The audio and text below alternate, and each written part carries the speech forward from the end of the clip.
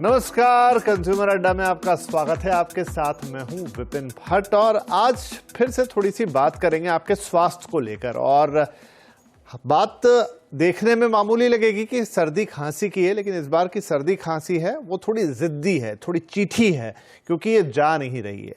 बहुत सारे लोगों को ये अनुभव हुआ है कि उन्हें एक बार सर्दी हो गई, 4-5 दिन उन्होंने देखा जो नेचुरल कोर्स में सर्दी होती है, साथ में खांसी होती है, नज़ला, नाक बहना, थोड़ा सा कफ जमा हो जाना, लेकिन फिर उसके बाद वो डॉक्टर के पास गए, इलाज भी करा रहे हैं, लेकिन बावजूद उसके ये स्वास्थ्य जो है, ये जो सर्दी और खांसी ये ठीक होने का नाम नहीं ले रही। अब सवाल ये उठता है कि क्या सर्दी खांसी का ये पैटर्न बदल गया है। एक मन में आशंका ये भी आती है कि कोविड से गुजरने के बाद क्या हमारे अपने इंटरनल सिस्टम में कोई चेंजेस हो गए हैं, हमारा इम्यून सिस्टम पहले से अलग हो गया है। सर्दी खांसी आखिर इतना असर क्यों दिखा रही है? क्या इसका इस बार का जो मौसम है उससे कोई सीधा कनेक्शन है? आखिर ऐसा क्यों है?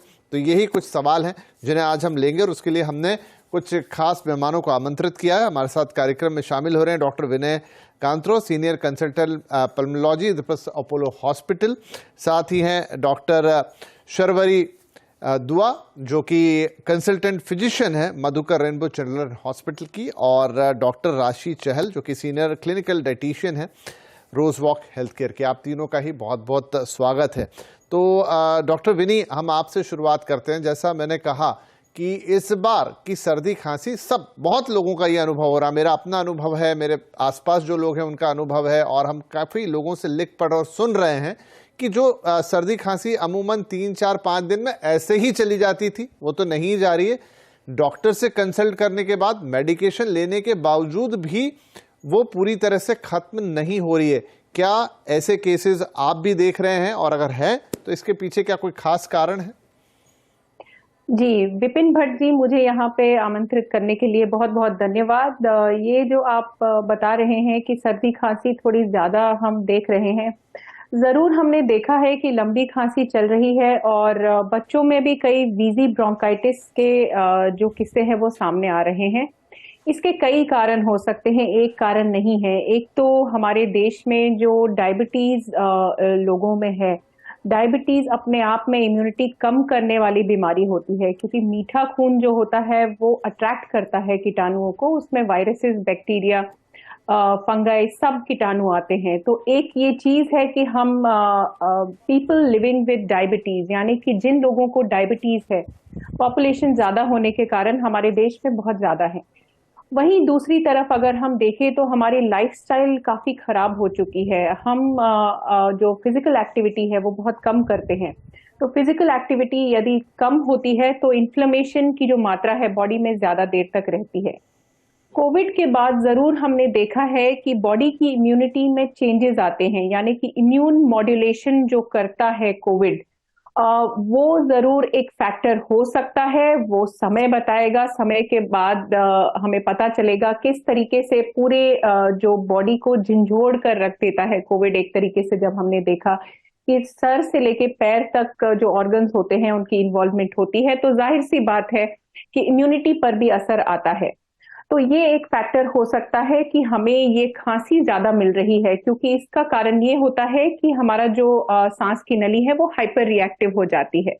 वहीं दूसरी तरफ हमने देखा है कि किस तरह टायर 1, टायर 2 सिटीज में पोल्यूशन की मात्रा बहुत ज्यादा है। तो पोल्यूशन जो अपने आप में एक इन्फ्लेमेशन क्रिएट करता है हमारी बॉडी में, उससे भी प्रीडिस्पोजिशन होता है इस तरीके की कॉफ का। ऐसी खांसी ठीक होने में काफी समय जो है लगता है। तो ये कुछ फैक्टर्स हो सकते हैं जिस वजह से हमारे यहाँ खांसी बहुत ज्यादा देखी जा रही है, या रेस्पिरेटरी इलनेसेस सामने आ रही हैं। वहीं दूसरी तरफ लोग काफी सेंसिटिव हो गए हैं, यदि किसी को खांसी होती है तो उसको वो काफी ज्यादा कंसर्न्ड हो जाते हैं लोग कोविड के बाद, क्योंकि एक थ्रेशहोल्ड जो है हमारा कम हो गया है, लेकिन डर ज्यादा लगने लग जाता है। अलग बात हुई, और मैं जो आपको कह रहा हूं कि जैसा मैंने भी अनुभव किया, या बहुत सारे लोग मेरे आसपास अनुभव कर रहे हैं, जहां पर वो एक समय तक, जैसा मैंने कहा, शुरू के 4-5 दिन तो किसी को कोई चिंता नहीं होती है, फिर आप परेशान भी होते हैं क्योंकि सर्दी आपको डाउन करती है, थोड़ा थकावट महसूस कराती है, आप खांसते रहते हैं, आपका गला खराब होता है, आपसे प्रॉपर सांस नहीं ली जाती, फिर आप कंसल्ट करते हैं और उसके बाद भी वो ठीक नहीं होता, जो अमूमन पहले ठीक हो जाया करता था। जी बिल्कुल, ये ठीक हो जाया करता था, लेकिन जो फैक्टर्स मैंने आपको बताए उससे हाइपर रिएक्टिव एयरवे बहुत ज्यादा कॉमन हो जाता है। हमारी जो सांस की नली है उसके अंदर की म्यूकोजल लाइनिंग जो है उसकी थिकनेस थोड़ी बढ़ जाती है और वो सेंसिटाइज हो जाती है डस्ट से, पॉल्यूशन से, और ये जो कीटाणु होते हैं, वायरसेस जो अटैक करते हैं हमारी म्यूकोजा पे, उससे ये एक कारण जरूर हो सकता है। विंटर के जो मंथ्स होते हैं उसमें कोल्ड एयर जो है नीचे की तह पे ज्यादा देर के लिए रहती है और यही कारण हो सकता है कि हमारी सांस की नली में भी प्रॉब्लम्स आती हैं। तो ये खांसी जुकाम जो है थोड़ा लंबा चल रहा है। ठीक है, डॉक्टर शर्वरी भी जुड़ गई है हमारे साथ, तो खास तौर पे आप बच्चों की डॉक्टर हैं, तो डॉक्टर साहब, जो प्रॉब्लम एडल्ट्स में हो रही है वो बच्चों में भी देखने को मिल रही है। अब बच्चों के लिए ये है कि भाई स्कूल गए, दो चार आपस में बैठे आसपास दोस्त और उनसे एक दूसरे को लग गया, क्योंकि सर्दी खांसी तो बहुत हाईली ट्रांसमिरेबल रहती हैं, और ये है कि उनकी भी सर्दी खांसी लंबी चल रही है। हमने देखा कोविड में अलग था, बच्चों पर उतना प्रभाव नहीं पड़ा था। मैं सीधे सीधे कोरिलेशन निकालने की कोशिश नहीं कर रहा हूं, लेकिन सामान्य व्यक्ति के मन में इसी तरह की चीजें आती हैं सोचने के अंदर। तो बच्चों के साथ भी ऐसा हो रहा है कि उनकी सर्दी खांसी थोड़ी एक्सटेंडेड है, ये माता पिताओं का कंसर्न है। जी, thank you for inviting me again. और बच्चों में खासकर ये बीमारी जो है हम देख रहे हैं बहुत ज्यादा फैल रही है। ना कि सिर्फ फैल रही है, वो उनके सिम्टम्स भी कुछ सीवियर होते दिखाई दे रहे हैं। देखिए, पिछले 2 साल से बहुत सारे रेस्पिरेटरी इन्फेक्शंस जो थे वो मास्क हो चुके थे कोविड के कारण, और लोग भी, बच्चे खासकर होम बाउंड थे, वो घर पे रहते थे, स्कूल्स जो है वो घर से चल रहे थे। और जिस तरह से हम देख रहे हैं कि अभी स्कूल्स खुल रहे हैं, काफी सारी एक्टिविटीज बच्चे जो है उसमें इन्वॉल्व हो रहे हैं, चाहे वो ट्रैवलिंग है या फिर कोई फेस्टिवल्स है, ये सब चीजें अभी जो है 2 सालों के बाद सोशलाइजिंग एक तरह से बढ़ने की वजह से फैला इन्फेक्शंस का, रेस्पिरेटरी इन्फेक्शंस, वायरसेस, जो कि कम्युनिटी गैदरिंग्स में ज्यादातर इजीली कैच करते हैं बच्चे, वो उसमें आम बात है। और इसी कारण हम देख रहे हैं कि उसका स्प्रेड भी जो है स्कूल्स के जरिए या फिर ये सब सोशलाइजिंग के जरिए बढ़ रहा है। नॉट जस्ट दैट, उसकी सिम्टम्स भी कई लोगों में हम सीवियर दिखाई दे रहे, अभी देख रहे हैं। उसका कारण ये है कि कोविड में जो नेचुरल इम्यूनिटी थी हमारी, वो कुछ तरह से कम हो गई थी, एक तरह से इसलिए क्योंकि हम घर पे रहते थे, मास्क पहनते थे, हर जगह पे हम हैंड वॉशिंग, सैनिटाइजर का इस्तेमाल, ये सब हम बहुत ज्यादा मात्रा में कर रहे थे, ध्यान ज्यादा रख रहे थे। इसी वजह से हमने देखा कि नेचुरल इम्यूनिटी थोड़ी सी लो और इम्यून सिस्टम जो हमारा रिस्पॉन्स है वो थोड़ा सा एक तरह से कहीं कम हो गया, जो कि एक्सपोजर के कारण बच्चों में खासकर वो डेवलप होता हुआ नजर आता है। बढ़ती उम्र में हम देखते हैं कि उनकी इम्यूनिटी जो है वो डेवलप होती है थ्रू इन्फेक्शंस कह लीजिए, या फिर थ्रू सम सोर्सेस उनके सराउंडिंग से उनको मिलती है। वो कहीं ना कहीं ना मिलने के कारण हम देख रहे हैं कि इस साल भी जो फ्लू की मात्रा है वो बढ़ी हुई है बच्चों में। जी ठीक है, तो ये बच्चों के साथ भी अमूमन हो रहा है। क्या रीजंस है वो डॉक्टर हमें बता रही हैं कि किस तरीके से थोड़ा सा इंटरनल सिस्टम चेंज होता हुआ है और उसके ये असर हो रहे हैं। राशि जी, क्या खान पान से भी इसका कोई सीधा संबंध है? क्योंकि अक्सर लोगों को इन दिनों काफ़ी एलर्जिक भी हो चले हैं। पोल्यूशन का एक जिक्र किया डॉक्टर कांत्रो ने। क्या खाने पीने की चीज़ें भी, आपका खान पान भी इस चीज़ को थोड़ा एग्रीवेट करने में मदद करता है? जी बिल्कुल करता है, बिकॉज ड्यूरिंग लॉकडाउन हमारे पास एक्सेस टू फूड बहुत ज्यादा था, specially thanks to Zomato and Swiggy, कि हमारे पास you think of something and you can order it and it will be available to you in no time, which has actually led to an increase in take of your package food, जैसे कि हमारे biscuits हो गए या हमारे cakes, pastries हो गए, chocolates हो गए, जो बच्चों को हम मना करते थे एक नॉर्मल रूटीन में, और वो इसलिए भी मना हो जाते थे पहले के टाइम पे बिफोर लॉकडाउन, क्योंकि वो बाहर एक्टिविटी करने जाते थे। अब बच्चे और बड़े दोनों ही घर पर होते हैं, तो हमारे लिए कन्वीनियंस फूड एक जरूरत बन गई है, जिसमें ये सारी शुगर एंड शुगर प्रोडक्ट्स का इंटेक बढ़ने की वजह से भी हमारी इम्यूनिटी कहीं ना कहीं कॉम्प्रोमाइज होती जा रही है। And plus there is zero physical activity. So पहले अगर जब हमारे वो 8 आवर्स के वर्किंग स्कूल आवर्स होते थे उसमें से certain amount of time was dedicated to kids, जिसमें वो एक्सरसाइज करते थे या वो बाहर जाते हैं, उछल कूद करते हैं, शाम के टाइम पे भी बाहर जाते हैं. आज की डेट पे हम लोग कहीं भी अपने बच्चों को बाहर नहीं भेज पाते हैं बिकॉज, या हम खुद भी वॉक के लिए नहीं जा पाते because of the pollution. And we started restricting our physical movement and we started staying more at home. Thanks to Blinkit, जो थोड़ी बहुत ग्रोसरी शॉपिंग के लिए भी मूवमेंट होती थी, अब तो वो भी हमने करनी कहीं ना कहीं रिस्ट्रिक्ट कर दी है. So technically due to lack of movement and more accessibility of food, yes, our immunity is being continuously being compromised rather than. हाँ, तो हमारी आदतें थोड़ी बदल गई, खाने पीने से लेकर तो चलने फिरने तक की, और उसका आप कह रही हैं कि असर हो रहा है. डॉक्टर कांत्रो, एक सवाल अब मेरे मन में यहाँ ये आता है, वो ये कि क्या ये चीज टेम्परेरी है? क्या एक आध दो सीजन हम ऐसा देखेंगे और फिर चीजें नॉर्मलाइज हो जाएंगी? खैर अभी हमें ये भी नहीं पता कि एग्जैक्टली कोविड की भी क्या सिचुएशन है. हम खबरें सुनते रहते हैं कि चाइना में फिर से इरप्शन है, कहीं अब मैं कुछ अमेरिका का कोई आर्टिकल पढ़ रहा था तो वहां ट्रिपल इम्पैक्ट की बात हो रही थी, जिसमें कोविड का इम्पैक्ट तो है ही, साथ में जो सीजनल फ्लू और ये कंबाइंड हो गए हैं. दो तीन चीजें उन्होंने जिक्र की और एक ट्रिपल इम्पैक्ट की वो बात कर रहे थे. तो यहां से ये ऐसे ही देखने को मिलेगा, या अगर सब कुछ सामान्य रहा तो 2-3 साल में फिर हमारे सिस्टम, मतलब बॉडी का सिस्टम वैसा ही हो जाएगा जैसा हम पहले देखते थे, या फिर एक ये परमानेंट शिफ्ट है? देखिए, ये एक ठोस तौर पे बताना कि ये शिफ्ट परमानेंट है या टेम्पररी है इस समय बहुत मुश्किल है. लेकिन जो हमारे सामने एक अच्छी बात ये है कि हमारी पॉपुलेशन जो है काफी हद तक इम्यूनाइज्ड है, और इम्यूनाइजेशन के बाद भी कई लोगों को कोविड जो है वो हो चुका था, चाहे फर्स्ट वेव में हुआ, सेकेंड में या फिर थर्ड वेव में. अभी तक ऐसा कोई वेरिएंट ऑफ कंसर्न नहीं देखा जा रहा जिससे कि सीवियर डिजीज हम दोबारा देखते हैं उस तौर पे जैसे हम पहले देखते आ रहे थे. जितने भी स्पोरेडिक केसेस होते हैं, यानी कि बीच में से निकलकर जो केसेस आते हैं जो काफी सीवियर हो जाते हैं, उनके अंदर कोमॉर्बिडिटीज भी ज्यादा होती हैं. जो कोमॉर्बिडिटीज होती हैं डायबिटीज के फॉर्म में या किडनी डिजीज के फॉर्म में, कोई पहले की लंग डिजीज हो उस फॉर्म में जब होती हैं, या कोई व्यक्ति अगर इम्यूनिटी कम करने वाली दवाओं पे होते हैं क्योंकि उनका कोई ट्रांसप्लांट हुआ है या कोई ऑटो इम्यून कंडीशन है, तो उन लोगों में हम देखते हैं कि सीवियर डिजीज होने की संभावना जो है ज्यादा रहती है. ये हम फ्लू के दौरान भी पहले से ही देखते आ रहे थे. जितने भी वायरसेस होते हैं, बैक्टीरिया होते हैं, ऐसे लोगों को ज्यादा अटैक करते हैं और उनको ज्यादा मार देते हैं. तो ऐसा नहीं है कि हम जो सीवियर केसेस ऑफ कोविड हैं अभी ज्यादा देख रहे हैं या कोई प्रॉब्लम कर रहा है कोविड इस समय. लेकिन हाँ, आगे जरूर हमें सतर्क रहना पड़ेगा कि कोई ऐसा वेरिएंट ना आए जिसकी वजह से प्रॉब्लम हो सकती है. पैंडेमिक्स में अक्सर देखा गया है कि एक एंडेमिक लेवल आने के बाद साल दर साल जब कई बार इसमें कुछ म्यूटेशंस होती हैं या म्यूटेजेनिक शिफ्ट जो होता है कुछ सालों के बाद, उस समय केसेस जरूर बढ़ते हैं. लेकिन ये बहुत ज्यादा प्रॉब्लमैटिक इस समय नहीं होना चाहिए. इसका जो आगे का जो सल्यूशन है, किस तरीके से हमें बूस्टर लेना चाहिए, अपने जो वैक्सीनेशंस है उनको किस तरीके से अपग्रेड करना चाहिए, उस सही तरीके से वो निकल के आएगा.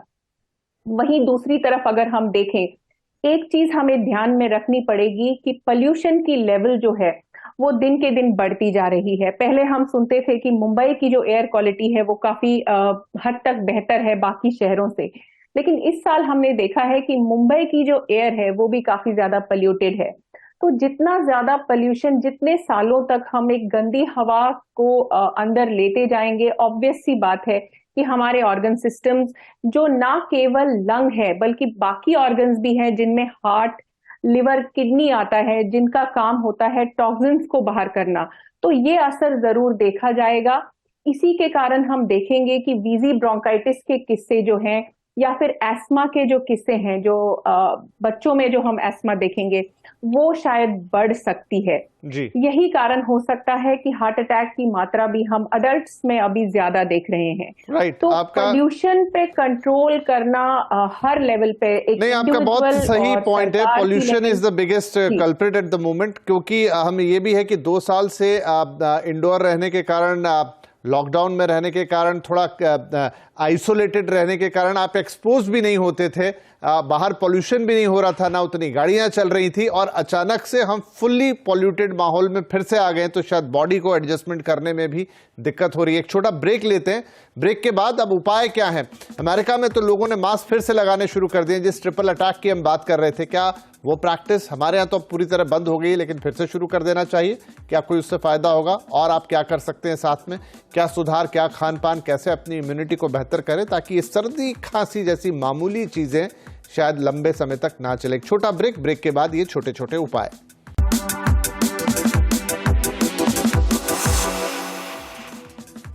Welcome back. ये सर्दी खांसी आखिर जाती क्यों नहीं, क्योंकि इस बार बहुत लोगों का ये अनुभव है। इनफैक्ट मैं जब हमने ब्रेक लिया तो काफी सारे सवाल भी हमारे पास सोशल मीडिया पर आए, जिसमें लोग पूछ रहे हैं कि उनके साथ भी बिल्कुल यही अनुभव है।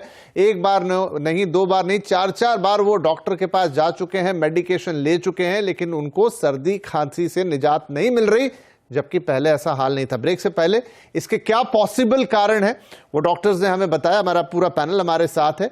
अब थोड़ा सा उपाय की तरफ बढ़ जाते हैं। तो डॉक्टर शर्वरी, क्या उपाय हो सकते हैं? आप क्या करेंगे? अब या आपके पास अब कोई चारा नहीं है, बस डॉक्टर के पास जाइए, मेडिकेशन लीजिए और दुआ कीजिए कि पॉल्यूशन थोड़ा कम रहे? जी बिल्कुल, जैसे मैडम ने, डॉक्टर बेदी ने जो बहुत अच्छे पॉइंट्स बताए हमको कि पोल्यूशन के कारण हम देख रहे हैं कि इस जो हमारे रेस्पिरेटरी सिस्टम है वो कुछ हद तक इम्पैक्ट इस तरह से हो रहा है कि हम बहुत प्रोन हो रहे हैं, मतलब हमारे इन्फेक्शंस के चांसेस बहुत इजीली बढ़ रहे हैं। बार बार रिकरेंट इन्फेक्शंस जो हम पहले नहीं देखते थे, जैसे हम कहते थे कि फ्लू के सीजन में ही हम फ्लू वाले जो केसेस है वो बढ़ते हुए देखते हैं, लेकिन इस साल हमने ये क्या मास्क लगाने की प्रैक्टिस हेल्पफुल रहेगी? क्या हमें फिर से लगाना चाहिए? कुछ और देशों से हम खबरें पढ़ रहे हैं कि वहां वो लोग फिर लगा रहे हैं, not because of the Covid, लेकिन नजला, सर्दी, खांसी, जुकाम, इससे बचने के लिए। जी देखिए, primary prevention always is better, इसीलिए हैंड वॉशिंग, मास्क पहनना, खासकर ऐसी जगहों पे जहाँ पे आपको लगता है कि कम्युनिटी स्प्रेड हो सकता है, भीड़ भाड़ वाले जगहों पे, मार्केट एरियाज में जहाँ पे बहुत क्राउडिंग होता है और वेंटिलेशन बहुत अच्छा नहीं होता है, उन जगहों में खासकर हमको मास्क पहनना जो है वो आई थिंक रखना चाहिए एज अ हैबिट।